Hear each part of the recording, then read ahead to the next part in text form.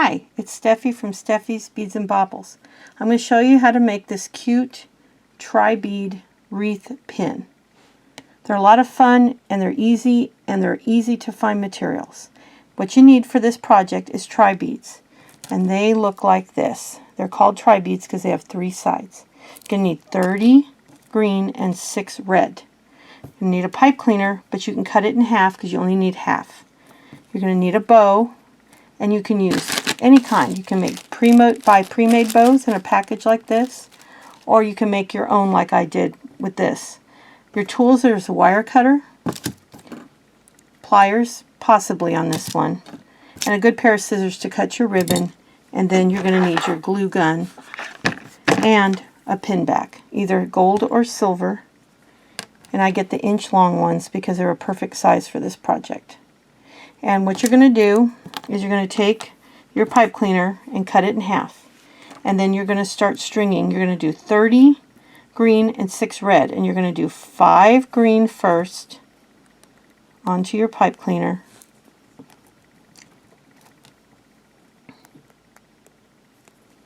And these go really fast too. And as you notice, let me get these on here and I'll show you close up. Okay. You can see why tri-beads are so fun. They nestle together, and you can even make patterns with them. But I like this because it gives it the look of the berries on the wreath. And I made these 30 years ago. My mother-in-law bought me a pin, and I remember thinking, I could do a better job.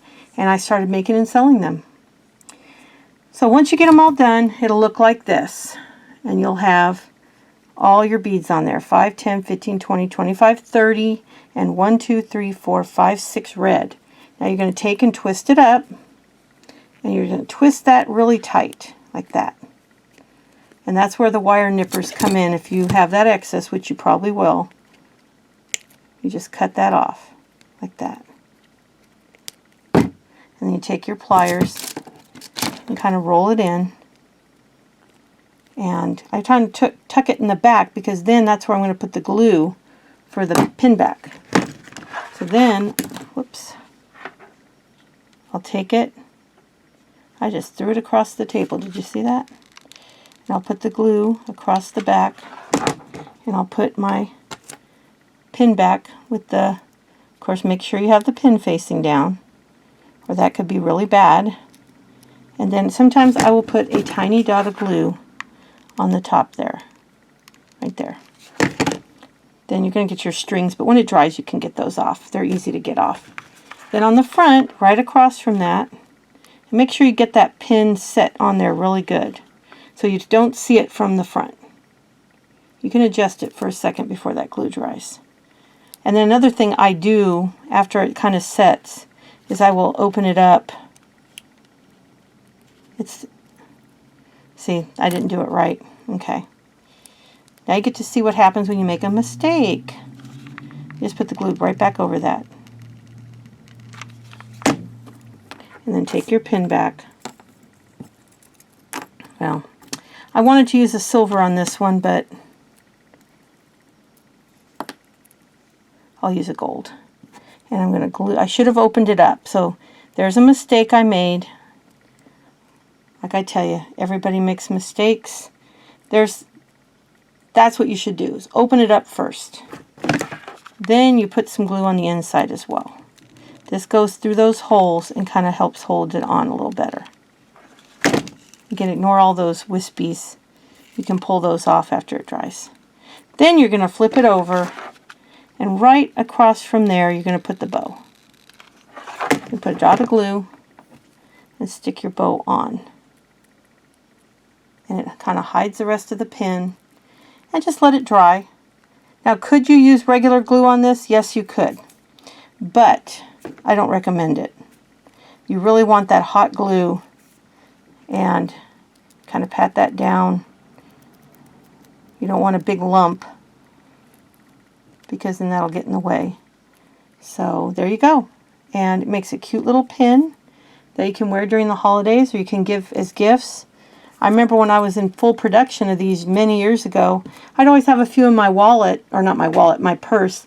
And if we went out to eat, I'd give one to the waitress with the tip. I'm old enough we call them waitresses and waiters, not servers. But they're fun, they're great gifts. You can even sell them for a couple bucks. And people love them. Now, I didn't do a very good job on that glue back here. So let me show you how I fix that. That's it. If you touch it when it's still too hot, you just go over it with the glue gun. I leave the mistakes in, guys, because we all make them. There you go. And then let it dry, and it'll be just fine. You really can't mess them up when you're using glue guns and tri-beads. Worst case scenario, you pull it all apart and do it all over again. The glue peels right off. But anyway, they're simple, they're fun. You can do different color combinations if you want. The wreaths I tend to keep this color. But I hope you enjoyed it. If you did, I hope you'll hit like. And if you haven't subscribed, I hope you will subscribe. I apologize for the mistakes, but I keep it real, guys. I don't edit. If I screw it up, I'm going to show you. I haven't done these in over 25 years, so today's my first day making them since my kids were little, and my oldest is 38 today.